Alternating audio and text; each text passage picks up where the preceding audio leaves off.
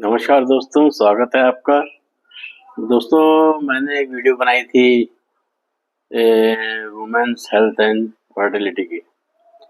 तो जितनी प्रॉब्लम महिलाओं को होती है दोस्तों, पुरुषों में भी हो सकती है। ये सब दोस्तों किस कारण होता है?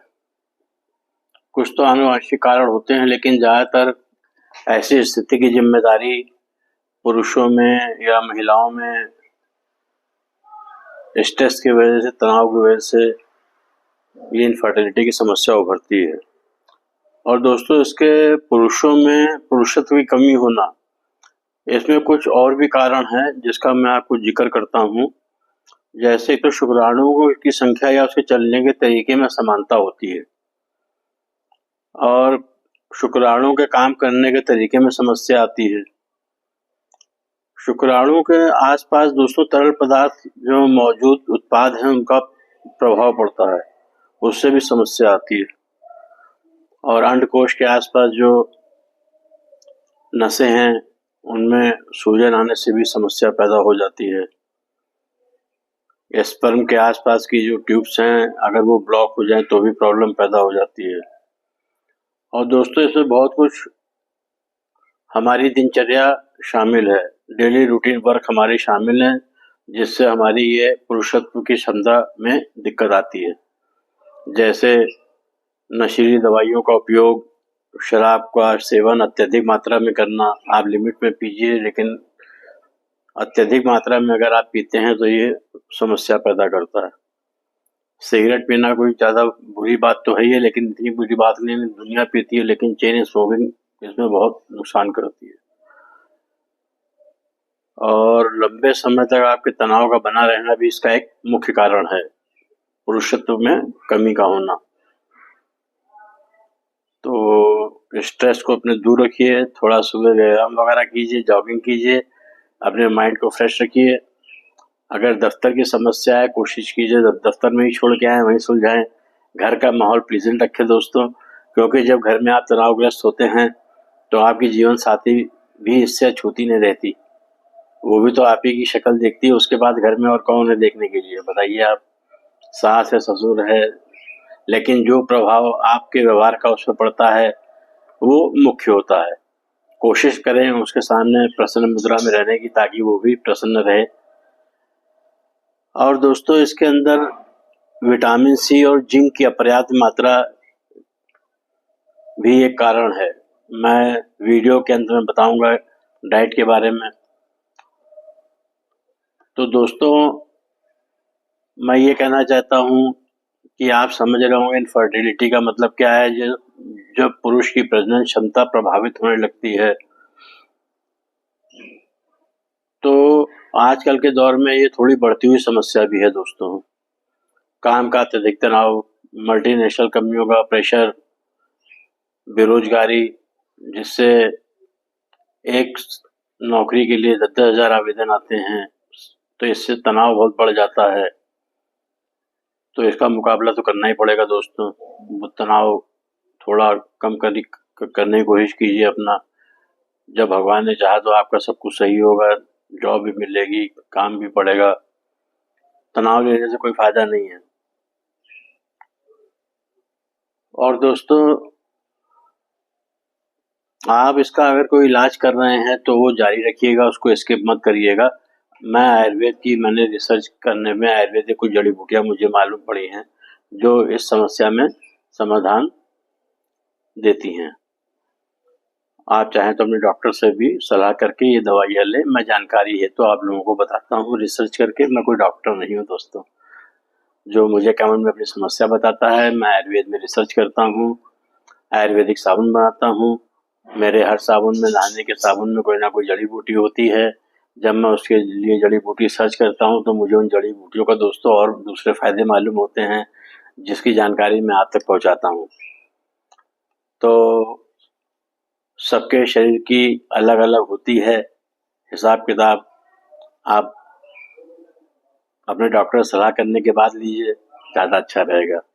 तो दोस्तों, मैंने एक वीडियो में बताया था पुरुषत्व के लिए कि एक कांच का जार ले लीजिए, मीडियम या 250 ग्राम शहद की शीशी ले आइए, उसमें से 50 ग्राम शहद निकाल के थोड़ी जगह बना लीजिए, या 250 ग्राम शहद तो थोड़े बड़े जार में करके 2 लहसुन की कलियां छील लीजिए।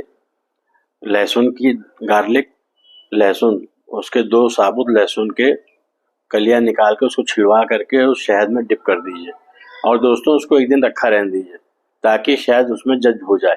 इसके लिए आप एक कार्य और कर सकते हैं कि लहसुन की कलियों में कांटे से छेद कर दीजिए।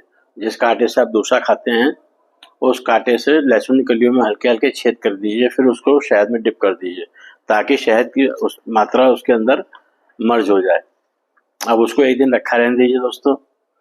दूसरे दिन से उसमें 1 चम्मच शहद ऐसे निकालें कि उसमें 2 कली लहसुन की भी आए, उसको चबा चबाए खाइए।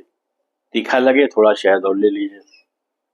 और अगर आपको शुगर की समस्या है तो आप इसको 2 कलियां लहसुन की दिन में चबा कर, मुश्किल लगेगी ना बदबू खाना खाने में, तो निकल जाइए पानी से।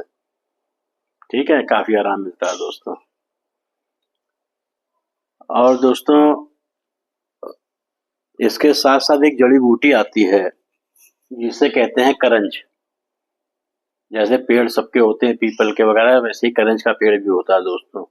इसके दोस्तों करंज के पेड़ की हर भाग, चाहे वो छाल हो, चाहे बीज हो, चाहे उसकी डंठल हो, उसकी डंठल से मंजन करने से दांतों कीड़े वगैरह मर जाते हैं। तो इस समस्या इनफर्टिलिटी की समस्या में दोस्तों इसके बीजों का पाउडर उपयोग में लाया जाता है, ऐसा मुझे रिसर्च में मालूम पड़ा। आप करंज के बीज मंगा करके उसको कूट पीस कर मिक्सी में फाइन पाउडर तैयार कर लीजिए, और इसका दोस्तों 1 चम्मच अगर सुबह दूध के साथ लें तो ये काफी लाभ पहुंचाता है इनफर्टिलिटी में। क्या लाभ पहुंचाता है? ये दोस्तों इसका स्पर्म काउंट थोड़े इम्प्रूव करता है, और सीमेन की क्वालिटी बेहतर बनाता है, और सीमेन का प्रोडक्शन भी बढ़ाता है। और दूसरों मैंने एक शॉर्ट में पैशन फ्लावर का उपयोग बताया था पुरुष की ताकत के लिए। तो दोस्तों पैशन फ्लावर जो होता है, इसका एक्सट्रैक्ट में क्राइसिन नामक एक तत्व होता है जो इस समस्या के लिए एक वरदान है। ये क्या क्या फायदे करता है? क्राइसिन नामक जो तत्व होता है दोस्तों, ये इरेक्टाइल डिसफंक्शन की समस्या को दूर करने में सहायक होता है, और क्राइसिन लिबिडो की समस्या में आश्चर्यजनक कार्य करता है, उसको इम्प्रूव करता है, और लो स्पर्म काउंट की समस्या को भी दूर करता है। और दोस्तों कुछ जड़ी बूटियां मुझे ज्ञात हुई हैं, आपने भी नाम सुने हुए होंगे। शतावरी है, अश्वगंधा है, ताल मखाना, कांच के बीज, सफेद मूसली, अकरकरा, इन सबको मंगा लीजिए। अलग अलग कूट पीस के छान करके इनको मिक्स कर लीजिए, और 1 चम्मच इसका ऑफिस में जब खाना खाने के नाश्ते के बाद आप ले लीजिए, चाहे पानी से ले लीजिए, चाहे दूध में मिक्स करके ले लीजिए। आश्चर्यजनक लाभ होंगे आपको दोस्तों लाभ तो होते हैं, लेकिन आयुर्वेद कोई जादू की छड़ी नहीं है। मतलब आप जो अपना इलाज कर रहे हैं वो करिए, सपोर्ट में ये लीजिए, धीरे धीरे इससे आपकी पोजीशन इंप्रूव होगी। आपको खुद ही एहसास होगा कि हाँ पहले से पोजीशन बेटर हो रही है। फिर अपने डॉक्टर से संपर्क करके जैसा वो कहें वैसा वो आप करिए। अब दोस्तों इसके अंदर आपको जिंक और कॉपर खाना है, जैसे दूध हो गया, बादाम हो गया, काजू, थोड़ा थोड़ा अपनी रोजाना की डाइट में शामिल कीजिए। पपीता है, अंगूर है, और दूध, बादाम, काजू, आप अखरोट भी शामिल कर लीजिए। अखरोट का दोस्तों बहुत बढ़िया तरीका है। ये अखरोट आप गिरी निकाल करके, या अखरोट गिरी मंगा लीजिए, और उसमें 5-6 अखरोट, या मतलब 1 अखरोट साबुत, उसकी गिरी आप पानी में भिगो दीजिए रात में, और दोस्तों सुबह चबा चबाए खाइए।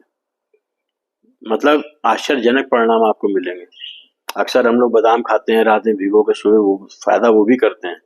तो कोशिश करिए अगर आप 5 बादाम भिगो रहे हैं तो उसके अंदर 8-10 गिरी अखरोट की भी भिगो दें।